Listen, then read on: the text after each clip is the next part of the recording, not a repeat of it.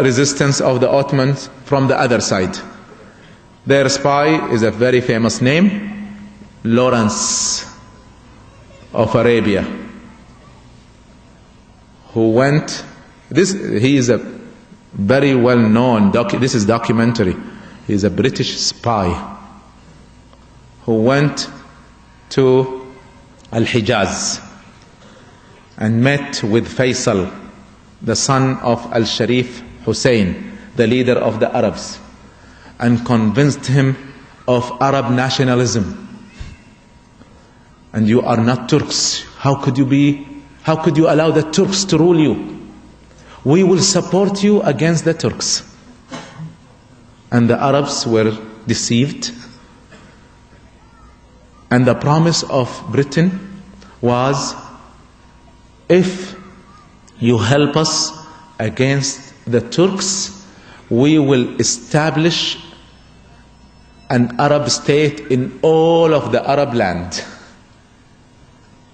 And the Arabs were deceived with that. They agreed. They joined hands. The army of Al-Sharif Hussein, led by his son Faisal, the moves arranged by Lawrence, attacked Al-Aqaba from the east. The Ottomans did not expect that. They were ready for the army to come from the west or from the sea. Suddenly, Aqaba fell in the hands of the Arabs, not the British. And then they agreed together that they will attack Palestine and Syria and get rid of the Turks.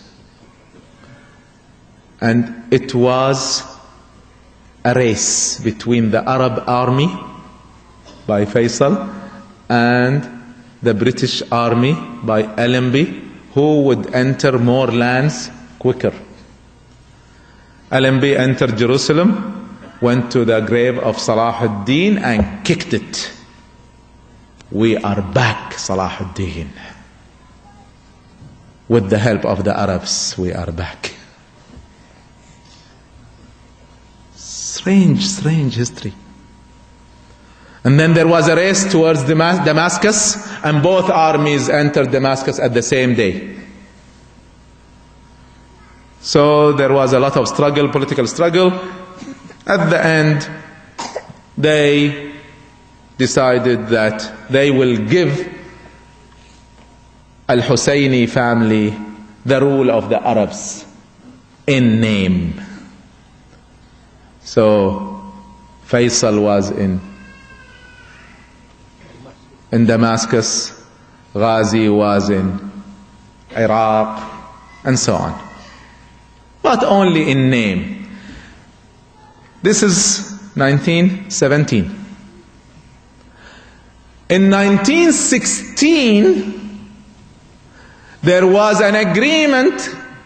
This is before, see, I'm telling you, this is what the Arabs saw. But what they did not see, that we already see now, when the British documents came out later on, is in 1916, there was an agreement called Sykes-Picot between Britain and France, stating that after the conquer of the Arab lands, Britain will take over all except Syria and Lebanon.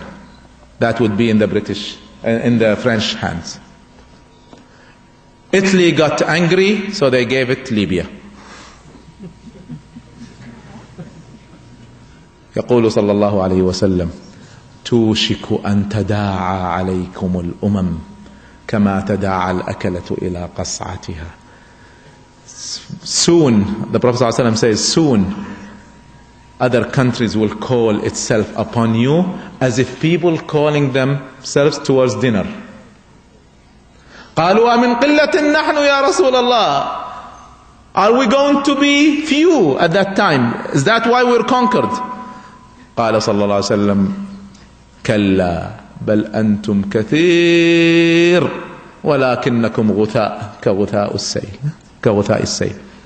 No, you're so large in numbers, but you're like the foam over a sea. Bubbles, nothing inside. قالوا مما ذلك يا رسول الله. Why are we like bubbles at that time? قال لما أصابكم الوهن. Because you are weak. قالوا وما الوهن يا رسول الله. Why are we weak at that time? قال حب الدنيا وكراهية الموت. When you love this life so much and hate death so much, then you become weak. This ummah has only one hope, is to love al-akhirah and be ready to die. Anyway, so they fooled us. They took over our land. They installed puppet governments everywhere. And Muslims and Arabs became divided. The Arabs hate the Turk hates the Arabs, and so on. 1924, Ataturk declares that the Khilafah is over. We don't even want the name, and Turkey is not part of the Muslim world anymore. We want to be part of Europe. We don't want this Arabic language. We don't want the Arabic letters. And even Azan will be said in Turkish. And that, by the way, continued for, I think, 25 years or so. 24 years, yeah. 24 years. 50, huh? Yeah, 54. 54 years. 54 years, the Azan in Turkish. What is lower than this? We reached the ground, halas, no more. But they plan and they plot, and Allah subhanahu wa ta'ala plots, and Allah subhanahu wa ta'ala is the best of plotters. وَيَمْكُرُونَ وَيَمْكُرُ اللَّهُ وَاللَّهُ خَيْرُ الْمَاكِرِينَ. 1924, Islam has no representation. Muslims were so weak. Scholars did not work for Islam truly.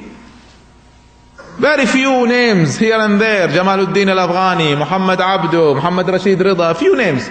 But individuals. No collective work. Nobody who would collect the Muslims together. Let's work for Islam. And suddenly, great names. Among the scholars again, come back. See, many people are waiting for politicians to lead us. That doesn't happen. It did not happen in the past. It has always to start with scholars, and then with the masses, and then with the leaders. كما تكونوا يولى عليكم. As you are, you will be led. So there must be a movement among the masses first. Who would do the movement among the masses? It is the scholars.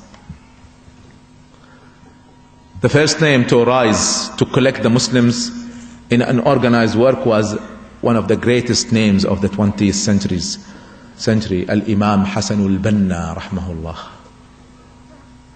4 years only after the collapse of Islam, Al-Khilafah. It was collapsed 1924. 1928, he started his movement. Many others followed. Ahl Sunnah wal Jama'ah followed in Egypt. Many in the Arab Peninsula, many in Morocco started.